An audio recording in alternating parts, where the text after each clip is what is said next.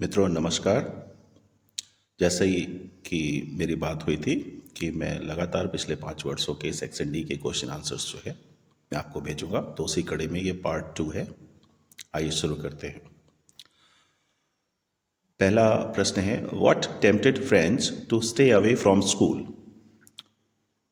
French school नहीं जाता है तो किस आकर्षण की वजह से वह स्कूल नहीं जाता है?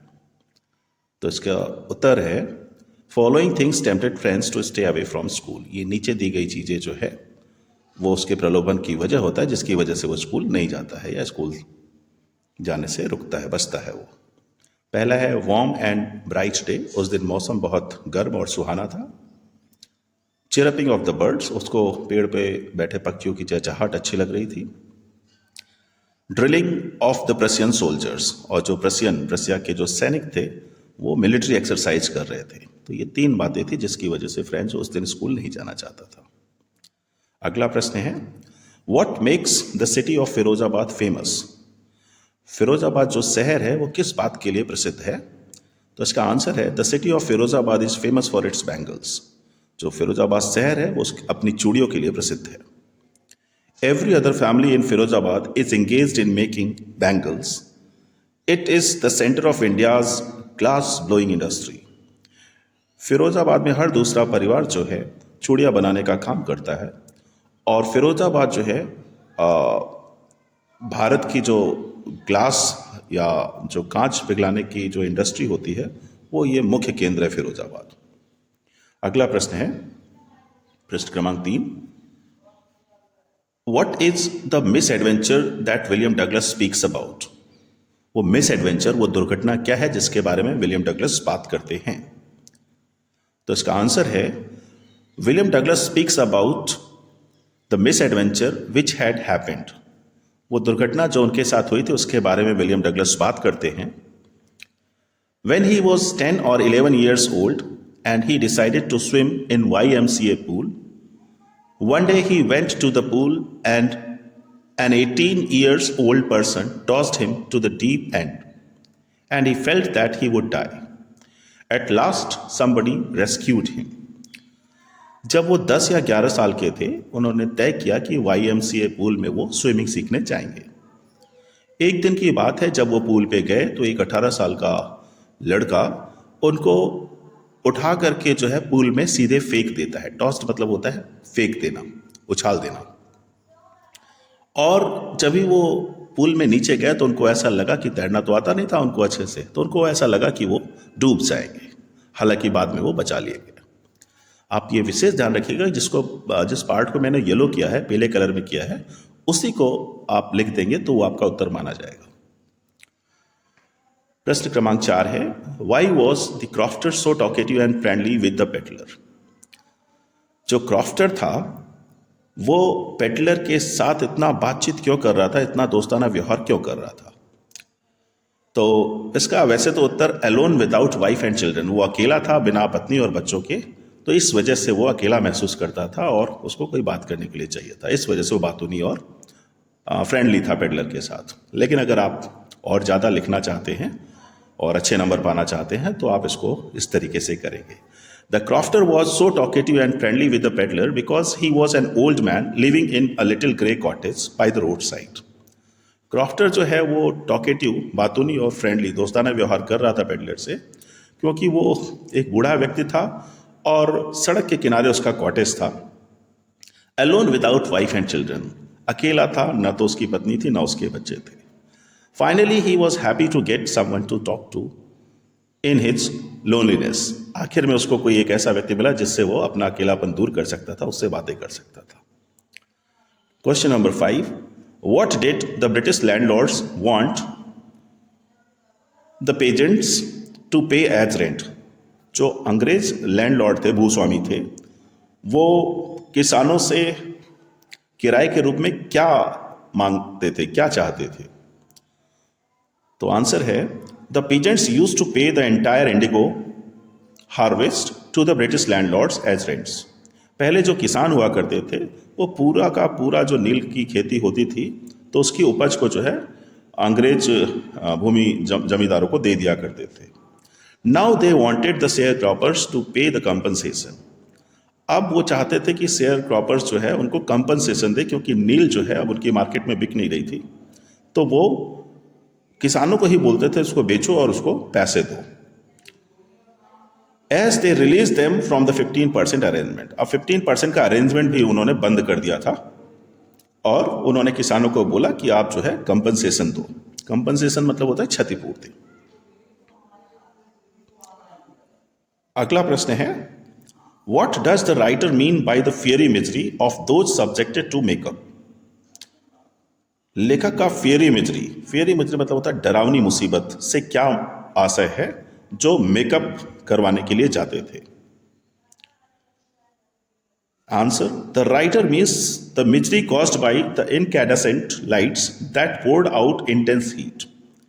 फियरी मिजरी से लेखक का तात्पर्य था कि वो जो बहुत बड़े बड़े बल्ब और उनके प्रकाश उससे निकलता था, तो उसकी जो हीट होती थी, उसकी जो गर्मी होती थी, वो इतना ज़्यादा गर्मी देती थी कि जो कलाकार जहाँ मेकअप करने जाते थे उनको बहुत कष्ट होता था, बहुत गर्मी लगती थी।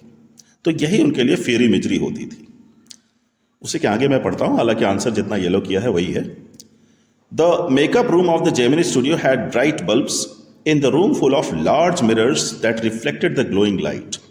जो जेमिनी स्टूडियो का मेकअप रूम था उसमें बहुत चमकीले बल्ब लगे हुए थे और मिरर्स, शीशे लगे हुए थे, कांच लगे हुए थे, जिससे कि उनकी लाइट जो है ना रिफ्लेक्ट होकर बहुत हीट पैदा करती थी, गर्मी पैदा करती थी। Under such blazing heat makeup was done. इस तरह की गर्मी में जो है मेकअप किया जाता था। आइए प्रश्न क्रमांक 11 से आगे चलते हैं।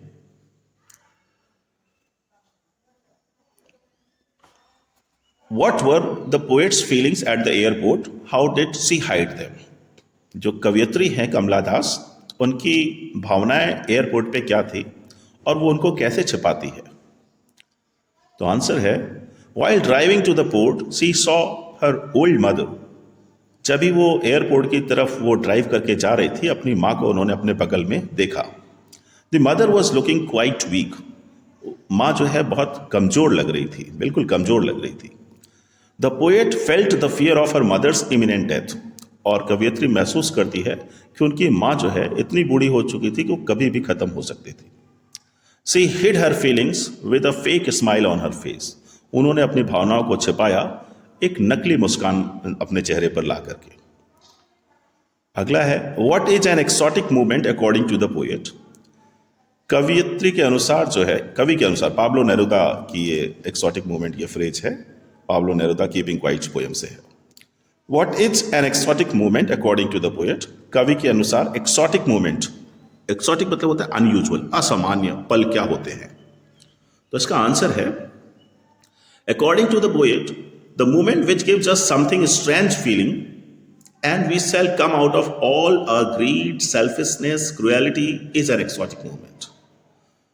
कवि बोल रहे हैं कि वो पल जो हमको अजीब सा अनुभव दे, अजीब सा भाव दे, और उस पल जब हम अपनी लालच से, अपने स्वार्थ से, अपनी निर्दयता से बाहर निकल आए, तो वही जो है एक्सोटिक मूवमेंट होगा, अनयूजुअल मूवमेंट होगा।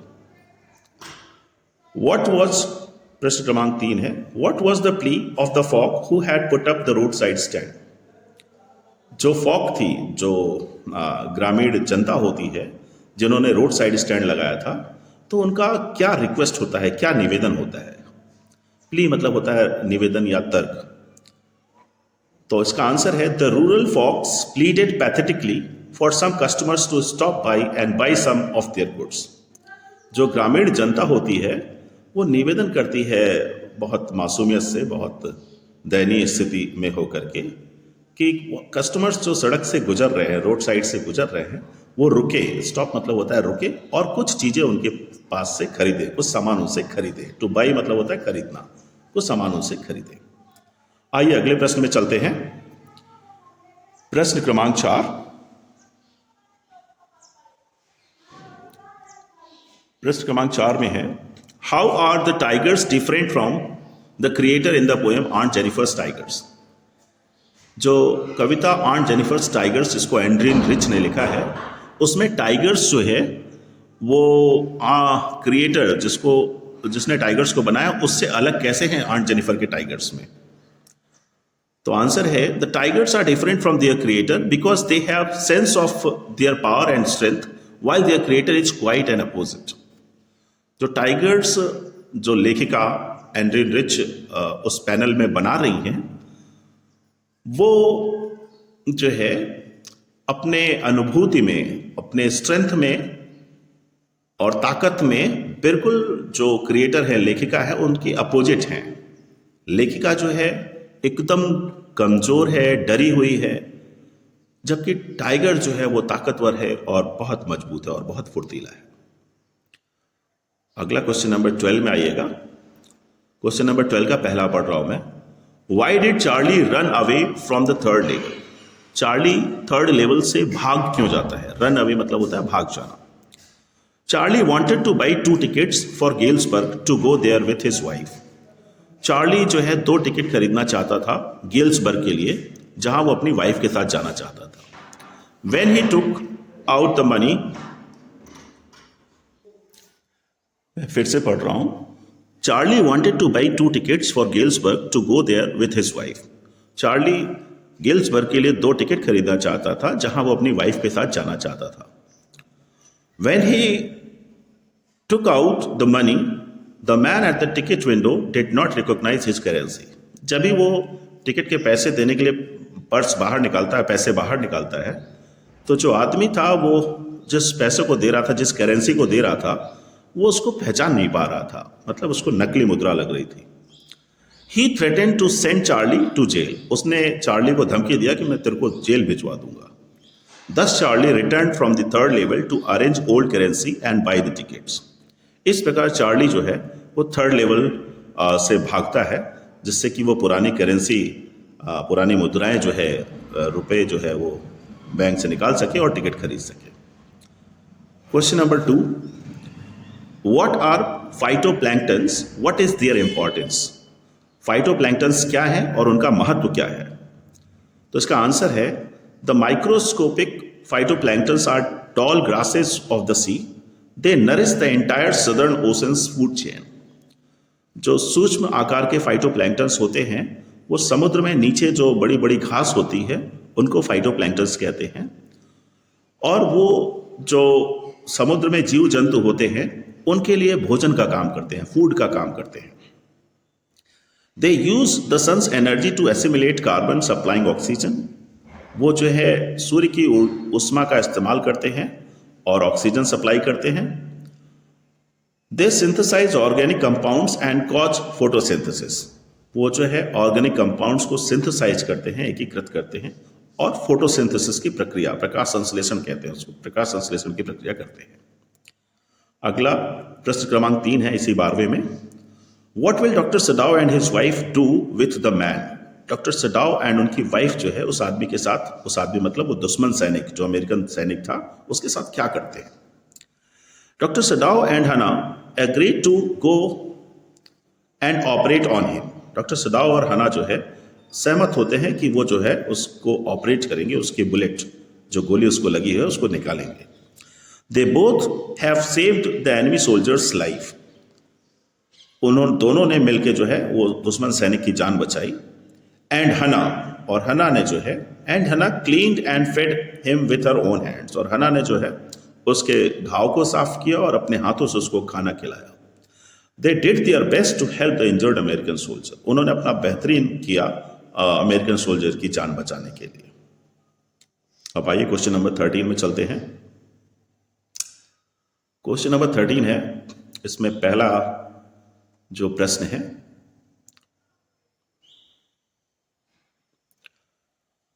What did Mr. Hamill and the villagers regret for during the last lesson? जब आखिरी पाठ पढ़ाया जा रहा था तो एम हैमल और जो ग्रामीण थे वो किस बात का पश्चाताप करते हैं? रिग्रेट मतलब होता है पश्चाताप करना। तो जो एम हैमल है और विलेजर्स हैं वो क्या रिग्रेट करते हैं, क्या पश्चाताप करते हैं आखिरी लेसन के दौरान में? Mister M Hamel, he regretted that he had not taken enough interest in teaching French. वो पश्चाताप करते हैं कि उन्होंने जो है पर्याप्त रुचि नहीं ली फ्रेंच भाषा बच्चों को पढ़ाने में। He often sent students to water his flower and by giving them a holiday whenever they wanted.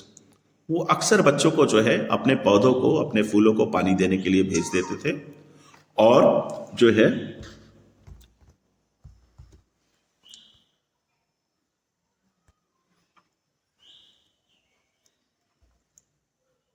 Hello,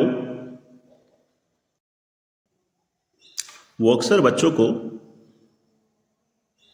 जो है पानी पौधों को या फूलों को पानी देने के लिए भेज देते थे और जब भी बच्चों को छुट्टी चाहिए होती थी वो छुट्टी दे देते थे। जबकि विलेजर्स क्या पश्चाताप करते हैं? They never came to school because of their concern about earning livelihood. ग्रामीण कभी भी जो है स्कूल नहीं आते थे क्योंकि उनको जो है पैसे कमाने की, अपने जीविकोपार्जन की जो है ज़्यादा फिक्र रहती थी। They regretted for not attending the classes. वो कक्षाएं अटेंड नहीं कर पाते थे, ना पढ़ लिख पाने के लिए जो है इस बात का उनको पश्चाताप था। अगला प्रश्न है, what could be some of the reasons for the migration of people from villages to cities. लोग गांव से शहर की ओर माइग्रेट करते हैं, जाते हैं, उनके क्या कारण हो सकते हैं? तो इसका आंसर है, the biggest reason for migration from villages to cities has been job opportunities. पहला तो जॉब अपॉर्चुनिटीज, नौकरी, शहरों में नौकरी उपलब्ध है। Another reason is that there are no modern amenities in villages. गांव में जो है वो सुविधाएं नहीं है जो शहरों में है, वो आधुनिक सुविधाएं जो शहरों में है। पास में ही हॉस्पिटल, पास में ही बस स्टैंड, पास में ही रेलवे स्टेशन, पास में ही अच्छी स्कूल, इलेक्ट्रिसिटी 24 घंटे, नेट, इंटरनेट का कनेक्शन और भी बहुत सारी चीजें जो शहरों में उपलब्ध है वो गांव में उपलब्ध नहीं है। D, some people are attracted by the glamour of city life. कुछ लोग जो है शहर का जो चकाचौंध होता है उससे आकर्षित होते हैं, इस वजह से माइग्रेट करते हैं।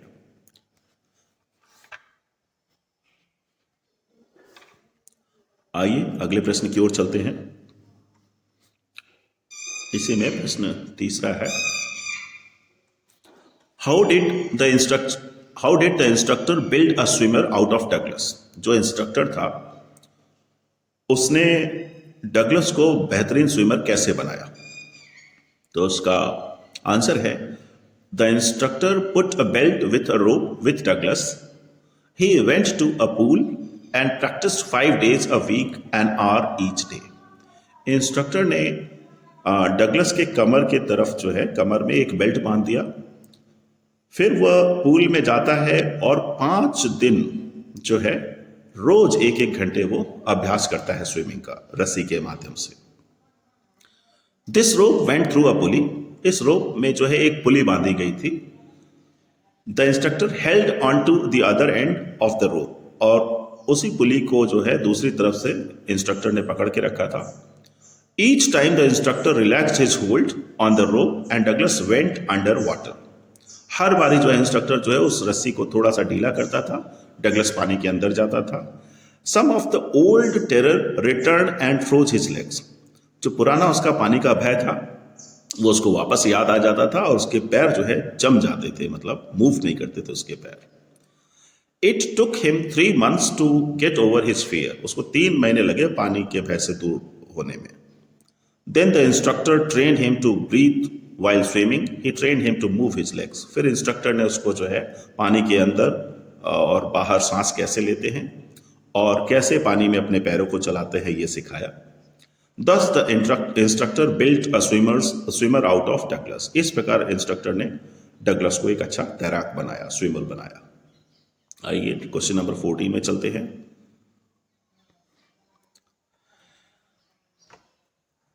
पहला है 14 का, What is the kind of pain and ache that the poet feels in the poem My Mother at 66। वो किस प्रकार का कष्ट और दर्द है जो कवियत्री महसूस करती है माई मदर एट 66 कविता में।